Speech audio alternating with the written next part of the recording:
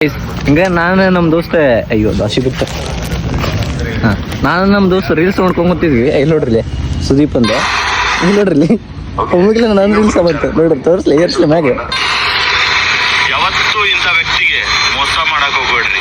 ಯಾರೇ ಅವ್ರಿಗಿಂತ ಜಾಸ್ತಿ ನಿಮ್ಮನ್ನ ನಂಬಿರ್ತಾರೆ. ಈಗ ಜಸ್ಟ್ ಹಾಕಿದ್ದೆ ಆಗ್ಲೇ ನನ್ನ ರೀಲ್ಸ್ ನಮ್ಮ ದೋಸ್ತನ ಫೋನ್ದಾಗ ಬಂತು. ಅದು ರೀಲ್ಸ್ ನೋಡೋಮಂದ ಅದು ಫೀಡ್ದಾಗಲ್ಲ ರೀಲ್ಸ್ ನೋಡ್ಕೊಂತ ಕುಂತ ಅವಾಗ ಬಂತು.